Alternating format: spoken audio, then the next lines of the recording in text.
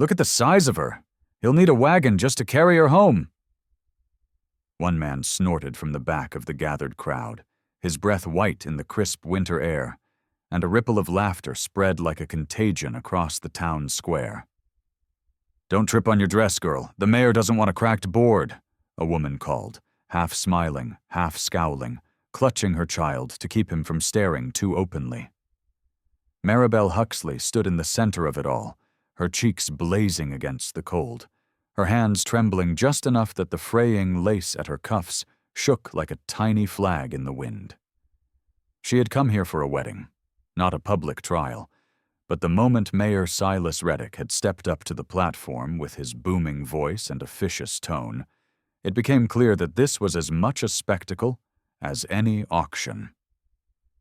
"Folks," the mayor announced, his voice carrying with a note of forced cheer, "we gather not just for vows today, but for a joining of two unique individuals." The pause before unique was a blade, and the crowd caught it, laughing again. Wade Coulter was there beside her, towering head and shoulders above even the tallest man in town, his broad chest wrapped in a dark wool coat that couldn't quite contain the span of his shoulders.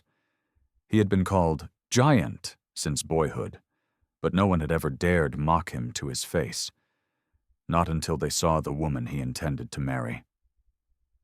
Wade's dark eyes moved over the crowd slowly, not in anger, but in the patient way a man might study a field before deciding where to build. "Too big," someone whispered from the steps of the livery. "They match," another voice said, and again the laughter came. Maribel's throat felt tight, but she lifted her chin, refusing to let the hot sting in her eyes spill over. She could feel the mayor watching her, savoring the control, drawing out the moment before the vows as if testing her resolve. "Wade Coulter," Mayor Reddick said, turning to him with a smirk meant to be friendly but wasn't. "Do you take this woman, knowing all that she is?" Wade didn't answer right away. He stepped forward instead, closing the space between himself and Maribel, his boots thudding softly against the wooden boards of the platform. Without a word, he reached for her hands, small compared to his, though the crowd would never say so aloud, and took them into his own. The laughter began to die, curiosity stealing its place. Then, in full view of every man, woman, and child in that square, Wade lowered his head and pressed his lips gently against her fingers. It wasn't rushed or embarrassed. It was deliberate, lingering, the kind of kiss that said more than any vow could. A hush fell. The wind seemed to pause, and even the mayor's mouth stayed open a fraction too long. "This woman," Wade said when he straightened, his voice deep and steady, "is mine. And I will thank you to remember her name, which is Mrs. Coulter. Starting now." Murmurs moved through the crowd, some embarrassed, some chastened, some simply stunned. Maribel felt the heat in her cheeks change from shame to something fierce and bright, and though the crowd still ringed them in, she no longer felt cornered. Wade released her hands only to rest one, large and warm, against her back, guiding her toward the steps. The mayor cleared his throat, fumbling for words, but it was too late. The moment had shifted, and everyone knew it. The square had not fully recovered its noise when Mayor Silas Reddick cleared his throat again, louder this time, as if the sound alone might pull back the authority Wade's kiss had stolen from him. Now, he said, forcing a laugh. "A fine display, Mr. Coulter, but the law is the law, and papers don't file themselves." His words hung like frost in the air. Maribel felt her stomach drop. She knew exactly what he meant. The marriage license you're so eager to claim isn't stamped, signed, or sealed, which means, folks, that this young lady here, he let his eyes sweep slowly over her, isn't yours in the eyes of the territory just yet. A murmur rippled through the crowd, curiosity sharpening into hunger. "Then we'll stamp it now," Wade said simply, his voice low but carrying. "You've got the seal right there in your office." Reddick's smile widened, the kind that didn't reach his eyes. "Ah, but you see, Wade, there's a matter of the fee. $5, cash, before sundown. Territory rates, nothing personal." Maribel stiffened. $5 was more than she had seen in her hands in a year. Wade didn't move, didn't blink. "And if I don't pay?" The mayor turned to the crowd as if for witnesses, his voice pitched high with false regret. "Then I'm obliged to consider her unclaimed, which means, well, you all know the rules. The boarding house will want its due, and a girl without a husband or money to her name will find herself in need of lodging." Laughter again, colder now. Maribel's mind flashed back to the dusty stage in Carson's Crossing, where lodging meant a locked door and a man with a key who decided the rest. She took a half-step closer to Wade without thinking. "You'd throw her to that?" Wade's tone sharpened just enough to cut through the noise. "If the law demands it," Reddick replied, lifting his chin like a man daring a duel. Wade's jaw tightened. Without breaking his gaze from the mayor, he reached back, shrugged off his coat, and settled it around Maribel's shoulders. The weight of it was heavy, warm, and it smelled faintly of pine and saddle leather. "We'll have your $5, he said, though Maribel heard the unspoken cost in his voice. "By sundown." Reddick raised his brows. "Well then, we'll see you back here before the last bell. If not..." He let the pause do the rest of the talking. Wade guided Maribel down the platform steps, his hand steady against her back. The crowd parted more out of instinct than respect, and she heard the hiss of whispers follow them. "Where will you get it?" she murmured when they reached the edge of the square, her voice shaking with a mix of fear and shame. Wade glanced down at her, his expression unreadable. "Don't worry about that." "I'm part of this now," she pressed, pulling his coat tighter. "If you do something foolish..." "Foolish," interrupted softly, "is letting them think they can measure you in coins." They turned onto the narrow street leading toward the livery, snow crunching beneath their boots, the sound crisp and lonely in the fading light. Somewhere behind them, the mayor's voice rose again, announcing the next piece of business for the day, but the square felt miles away. Wade stopped at the corner, looking toward the foothills where the trail bent out of sight. "We'll need to move fast," he said. "There's only one man in this town who owes me that kind of money, and he's not the type to wait." Maribel's pulse quickened. "Who?" Wade's eyes narrowed against the pale winter sun. "You'll see soon enough. Just keep that coat around you and don't speak until I tell you." He started walking again, and she followed, every step carrying them closer to the man who could decide whether she was a wife by nightfall or a possession by morning. They walked for near 20 minutes, boots crunching over snow-packed boards and frozen dirt, until the town thinned into scattered cabins and the low black line of the cottonwoods marked the edge of the river. Maribel kept her head down, not because Wade told her to, but because every passing glance from the few townsfolk they met felt like a needle. When they reached a weathered shack at the river bend, Wade stopped. The place looked like it had been standing 100 years and was barely holding together. Shingles missing from the roof, the door sagging on its hinges. A single rope swung from a beam out front, and tied to it was a lean, skittish bay mare. Wade's voice was calm but tight. "Stay out here, no matter what you hear." Before she could answer, he stepped up and pushed the door open. The smell hit her first: smoke, wet wool, and the sour tang of whiskey. Inside, a man sat at a rough-hewn table, his back to the door, sorting through a stack of silver coins that gleamed in the dim light. "I heard you were dead," the man said without turning. Wade's reply was flat. Not yet. But I need $5, Eli. Eli chuckled, slow and mocking. $5? That's a mighty big ask for a man who still owes me 10 from the last hand we played. Maribel's stomach knotted. She edged closer to the doorway, catching sight of Eli's shoulders, broad but rounded from years of leaning over a table, and the way his hand moved lazily through the coins, like a man deciding whether to feed a dog or kick it. This isn't for me, Wade said. It's for her. Eli finally turned, eyes settling on Maribel in the doorway. They were small, pale eyes, the kind that saw too much. Ah, he said, lips curling.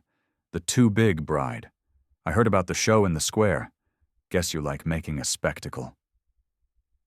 Maribel felt her cheeks burn, but she didn't look away. Eli reached for a coin, held it up so it caught the light. $5 is steep for pride, Wade. What's in it for me? Wade stepped forward, the floorboards creaking under his boots. The 10 I owe you, plus 3 more when I have it.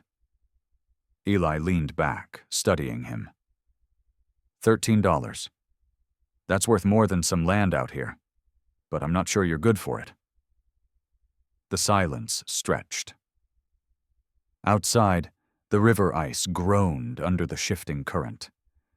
Finally, Wade reached into his coat and pulled out a small leather pouch. He loosened the drawstring, tipped it forward, and a silver pocket watch slid into his palm. This was my father's. Take it until I pay you back. Eli's eyes flickered. And if you don't? Wade didn't blink. Then it's yours. Maribel's breath caught. The watch was more than an object. It was the only piece of his past he had ever mentioned in the 2 days she'd known him. Eli rose slowly, crossing to the table where a metal cash box sat. He counted out 5 coins, each clinking, louder than the last. Sundown, he said, dropping them into Wade's hand. After that, the watch is mine no matter what. Wade nodded once, turned, and stepped outside without another word. Maribel fell in beside him as they started back toward town. You didn't have to. Yes, I did, he said, his tone cutting off the rest. That mayor thinks you're worth less than $5. I intend to prove him wrong. They walked in silence, the coins heavy in Wade's pocket, and the weight of his father's watch already hanging in the air between them like a promise neither of them could afford to break. By the time Wade and Maribel reached the edge of the square again, the sky had darkened to a pale amber, shadows stretching long over the packed dirt. The crowd was still there, smaller than earlier, but no less eager for something to talk about. Conversations quieted when Wade stepped into the open, Maribel at his side, her shoulders square despite the weight of every eye on her. The mayor stood on the porch of the town hall, arms folded across his barrel chest, a smirk already curling his lips. Well, if it ain't the giant cowboy and his bargain bride, he called out, his voice carrying easily over the murmurs. A few men chuckled. One woman hid a smile behind her gloved hand. Wade didn't answer. He walked straight up to the porch steps and tossed the 5 silver coins onto the wooden boards with a clatter that turned every head. You said she'd feed your ego, Wade said evenly. I say she'll feed herself, and me, before winter's out. The mayor's smirk deepened. $5 buys a lot of talk, Wade, but it doesn't change the truth. That woman won't last a month in these parts, not without begging. Want to put something on that? Wade asked, his voice cutting like a blade. A ripple went through the crowd. The mayor leaned forward, resting his big hands on the railing. A wager? A promise, Wade corrected. If she's still here, still standing come spring, you'll take back every word you've said about her. Publicly, in front of everyone in this town. Maribel's pulse hammered in her ears. She knew this wasn't just about her.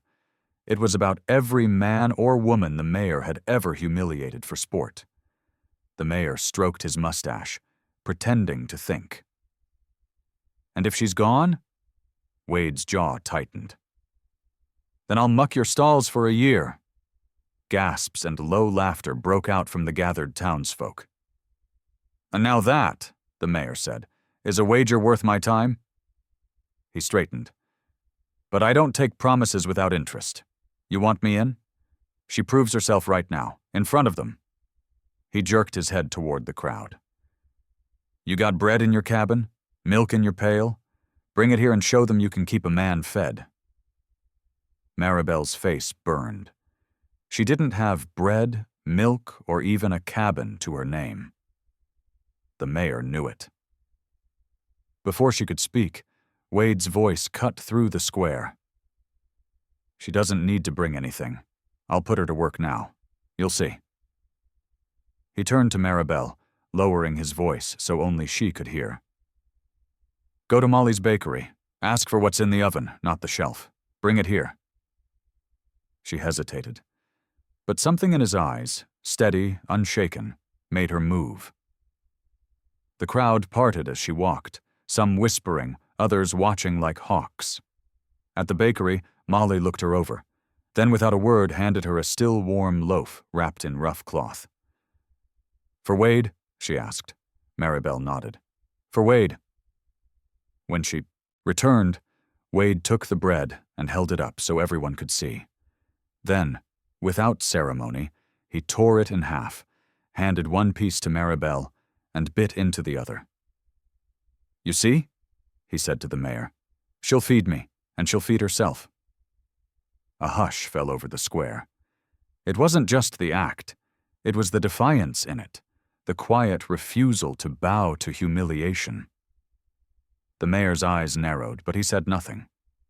Wade tossed the other half of the bread to a barefoot boy at the edge of the crowd, who caught it with wide eyes. We'll see about spring, the mayor said finally, turning back toward the hall. Wade took Maribel's hand, and together they walked away, the whispers following them like a trail they could never quite shake. By dusk, lantern light spilled from the swinging doors of the Silver Spur Saloon, casting warm yellow pools on the muddy street outside. Wade had gone to the livery to see to his horse, leaving Maribel with instructions to wait at his cabin. But the cabin still felt like borrowed air to her, and her steps had somehow brought her back into town, as if she needed to face the stairs rather than hide from them. From inside the saloon came a swell of voices, laughter, the sharp ring of a piano key struck too hard. As she passed, the doors banged open and two men stepped out, smelling of whiskey and smoke. Well now, one of them drawled, eyes sweeping over her. If it ain't the Giant's prize mare. His friend laughed. Mayor says she can't cook, can't clean, can't keep up with a man like him. Reckon he's right. Maribel's jaw tightened, but she kept walking. Hey, the first man called. You gonna prove him wrong, or just keep looking pretty? A deeper voice from within interrupted. Let her in. It was the mayor. She froze, half-turned toward the open doorway. Inside, the place smelled of stale beer and frying lard. The mayor stood near the far end, flanked by townsfolk and a few ranch hands, all eager for sport. Folks, he said loudly, this here's the bride who's gonna last the winter. Wade swears she'll keep him fed, so I figured, let's see if she can keep more than one man fed. Laughter rippled across the room. On the bar, a row of empty tin plates waited. We got flour, water, a bit of lard, the mayor went on, and a fire hot enough to burn truth out of a liar. Make us bread, girl, right now, or admit Wade's full of wind. Maribel's cheeks burned, but she spotted Molly, the baker, in the corner, watching with narrowed eyes. Molly gave a subtle nod toward the small kitchen door behind the bar. Maribel stepped forward, ignoring the jeers, and ducked into the kitchen. The space was small, heat from the stove pressing against her skin. She rolled up her sleeves, found the flour sack, poured it into a dented tin bowl, added water, and worked the mixture with her hands. She could feel their eyes on her from the doorway, could hear the mutters. She's never done a day's work. Bet she gives up. She remembered her mother's hands kneading dough in a dim cabin, the way she'd said, "It's not the bread that feeds you, it's the care you put into it." She pushed harder into the dough until it was smooth beneath her palms.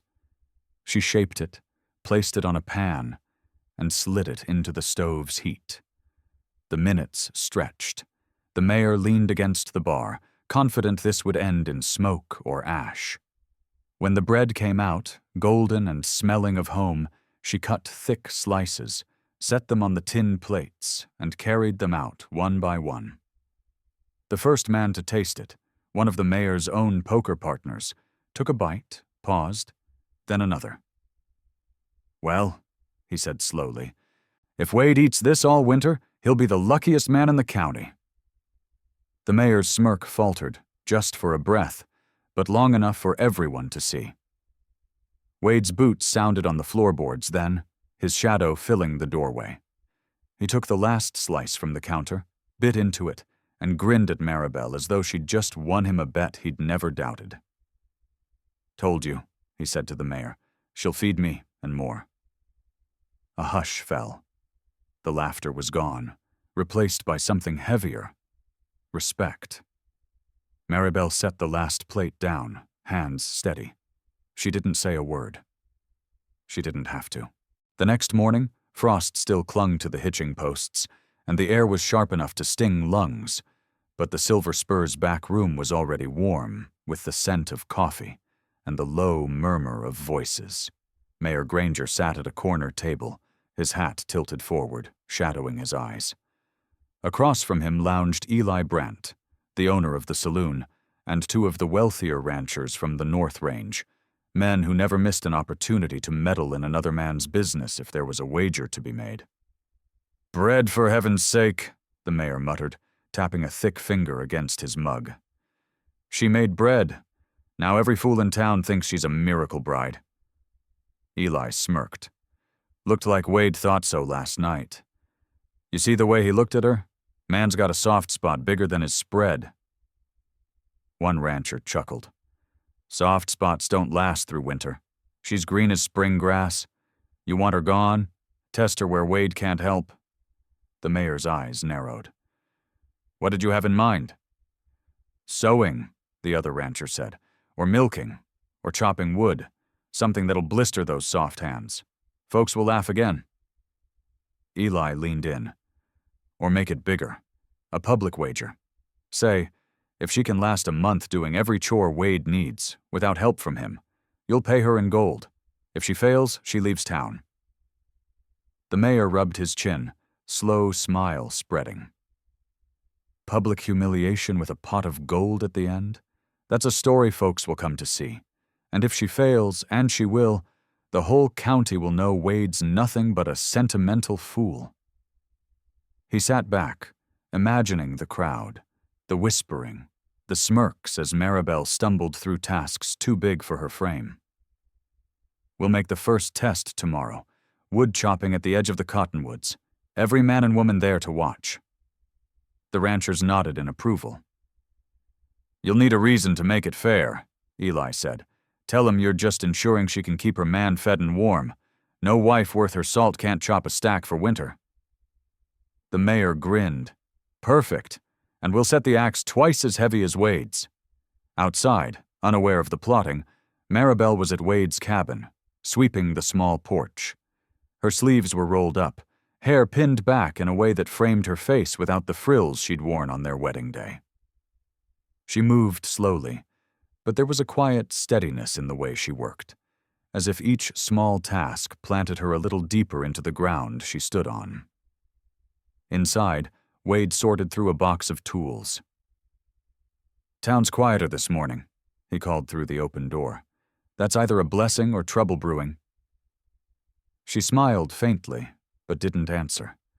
Her thoughts were still on the eyes she'd felt at her back in the saloon, some mocking, some weighing her as though she were livestock to be bought or traded. She had no idea that by midday tomorrow, those same eyes would be fixed on her again, this time watching for her to fail under a weight no woman had reason to lift.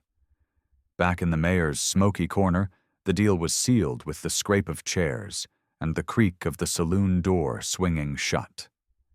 Plans were already in motion, and though none of them knew it yet, the moment Maribel's hands closed around that axe, the wager would become something far greater than the mayor had ever intended. By midday, the narrow road to the cottonwoods was lined with wagons, horses tied to every post and rail, their breath steaming in the crisp air. Word had traveled fast, too fast for it to be anything but deliberate, and by the time Wade and Maribel stepped into the clearing, a crowd of at least 40 had gathered. Men leaned against tree trunks, women clutched shawls against the chill, and children darted between legs, eyes wide with anticipation of a spectacle. At the center stood a chopping block, flanked by 2 piles. One, a neat stack of logs ready for splitting. The other, a mound of thick rounds, knotted and stubborn. The axe leaning against the block looked almost comically large, its haft long enough for a man over 6 feet, the head heavy and black with pitch. Wade's gaze darkened immediately. "That's not my axe," he said, voice low but sharp. Mayor Granger, standing near the block with hands folded over his stomach, smiled like a cat with cream. "Town's lending her one. We figured she should show she can handle a winter's worth, same as any wife in these parts." Wade took a step forward, but Maribel's hand touched his arm. "Let me," she said softly, eyes steady on the block. There was a murmur from the crowd, half disbelief, half delight at the promise of entertainment.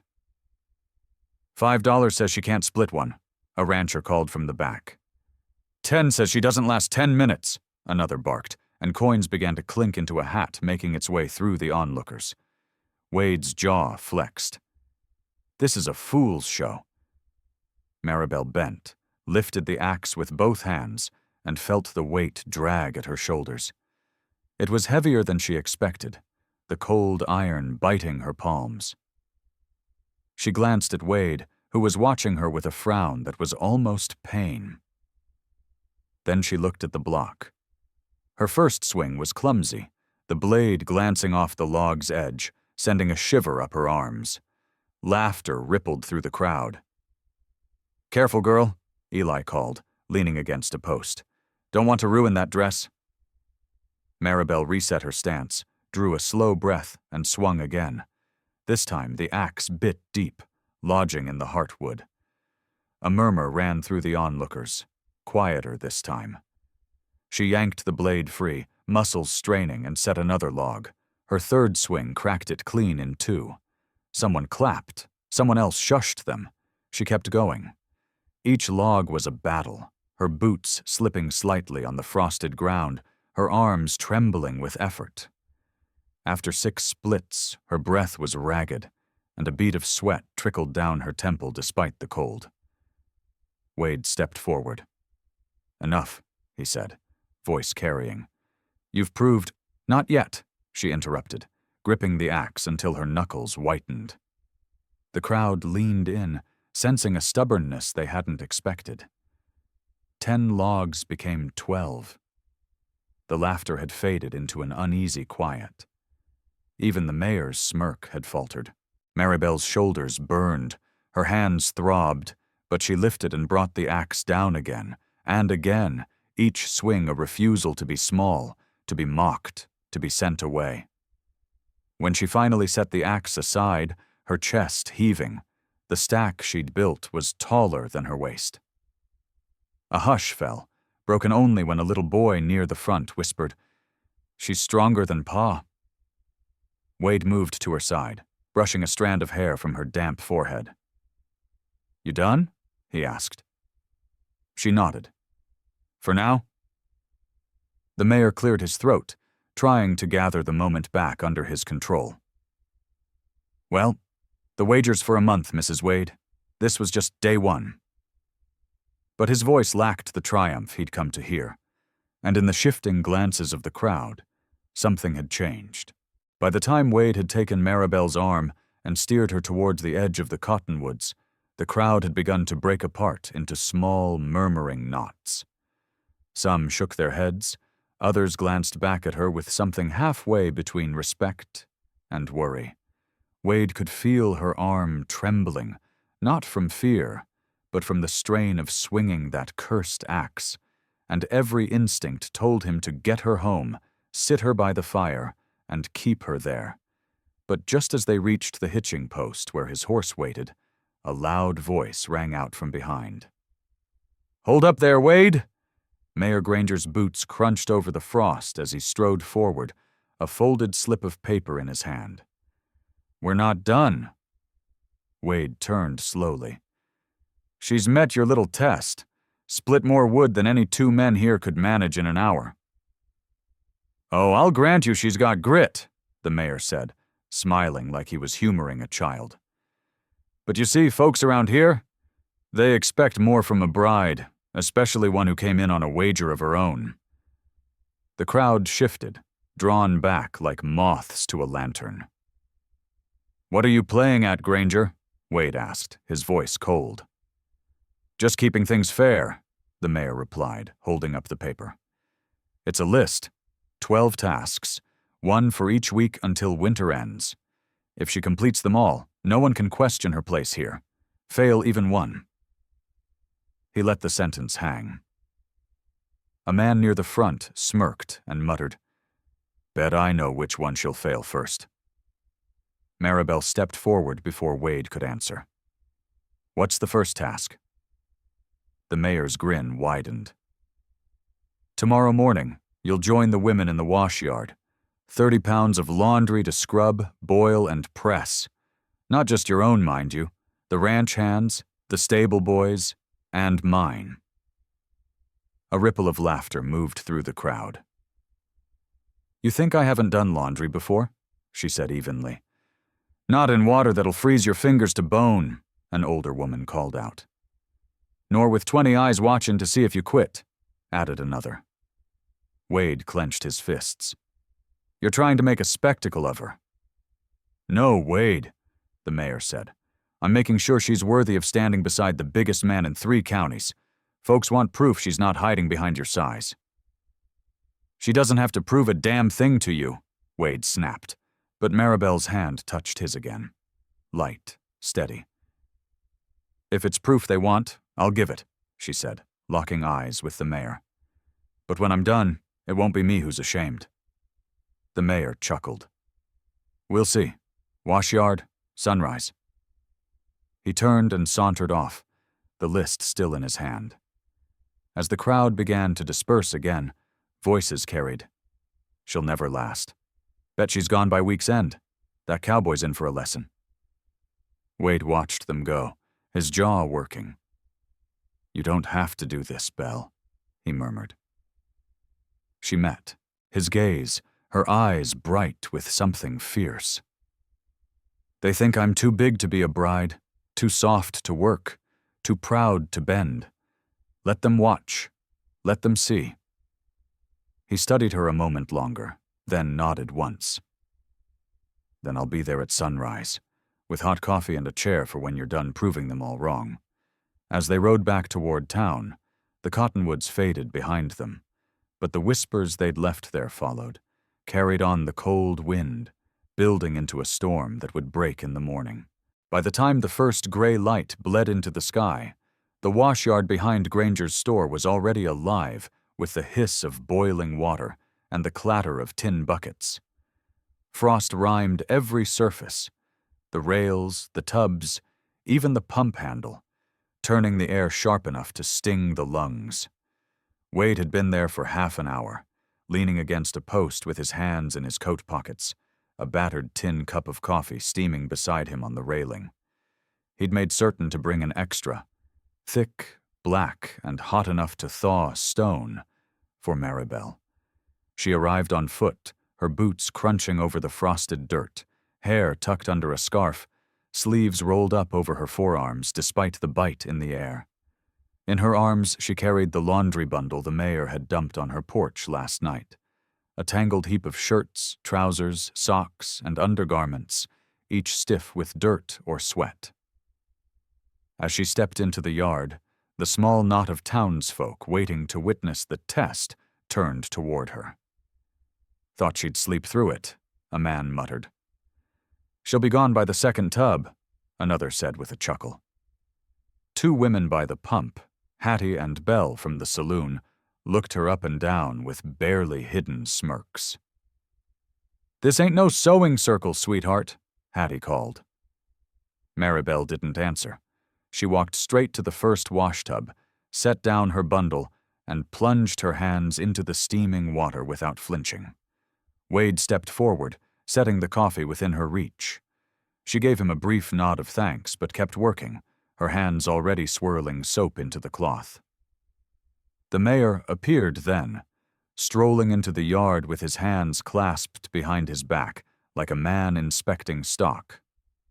£30, he said in a voice pitched for the crowd. "Every piece scrubbed, boiled, and pressed. You've got until noon."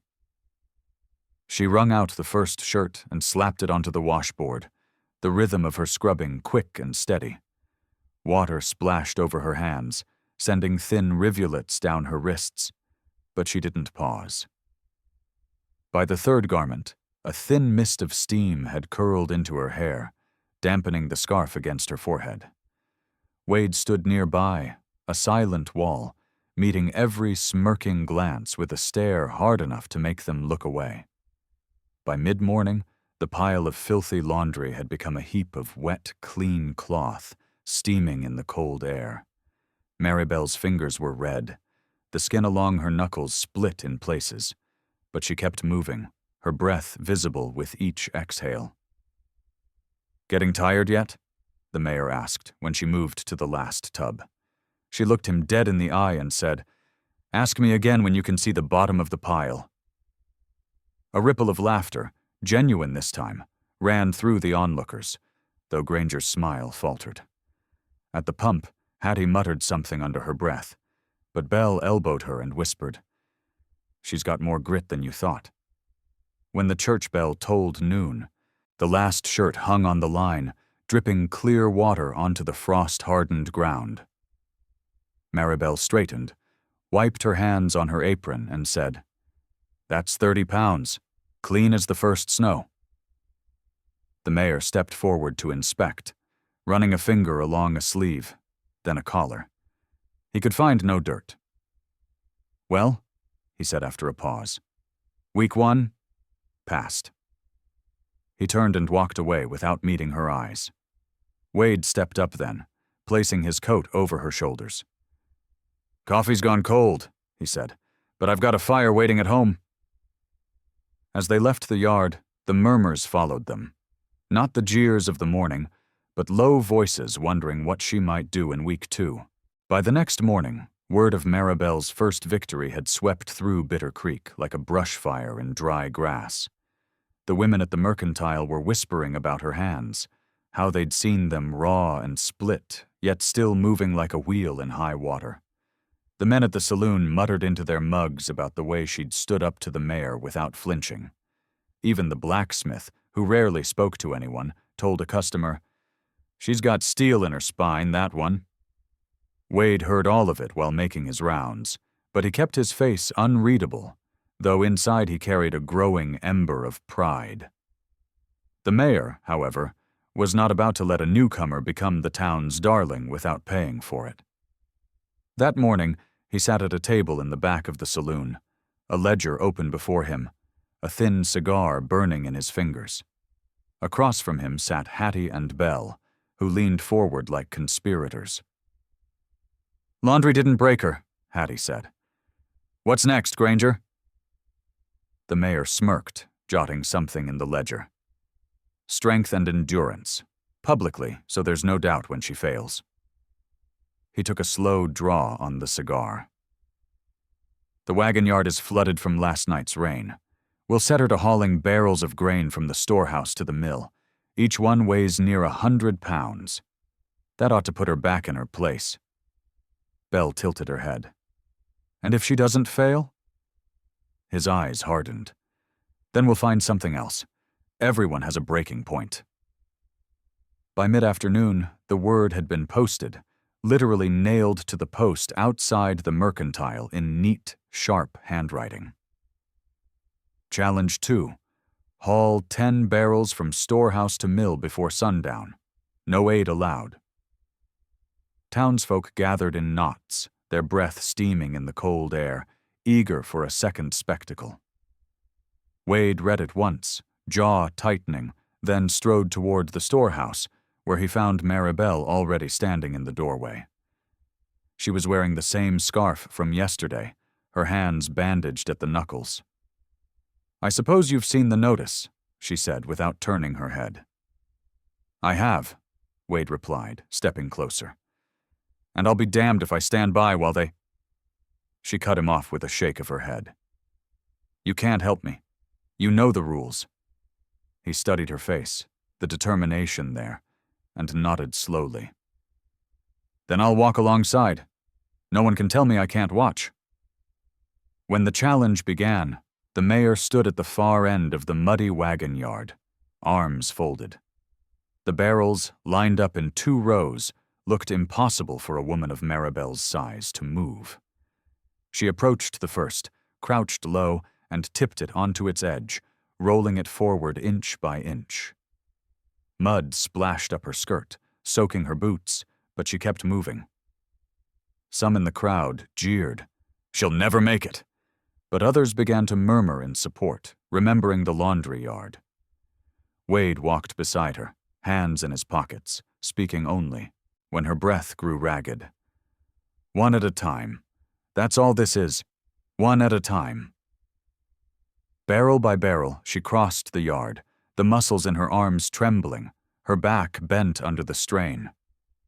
By the time she rolled the 7th barrel to the mill, the sun was dipping low, and her skirt clung heavy with mud. The mayor called out, "3 more, and you've got 20 minutes."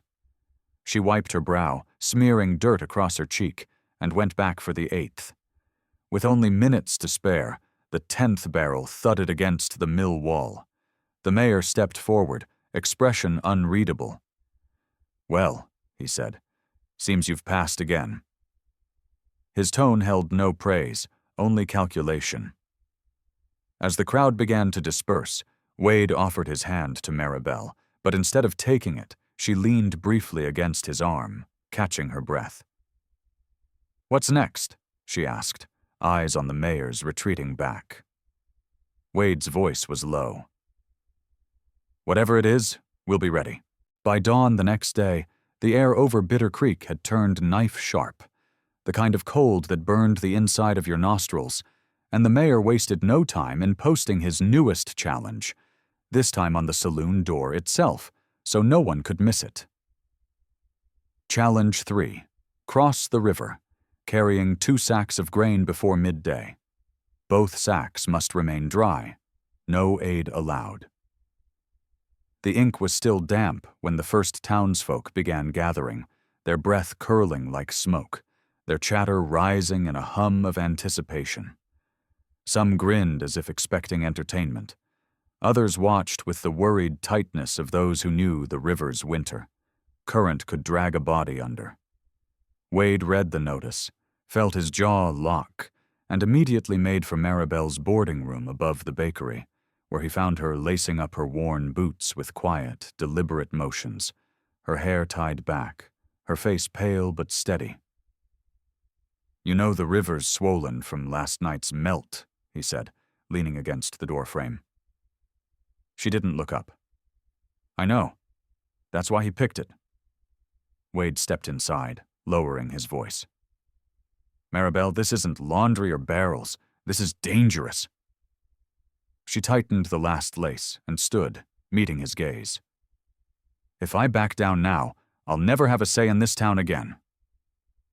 He wanted to argue, to grab her hand and drag her away from the madness, but instead he said, "Then I'm coming to the bank. No one can stop me watching."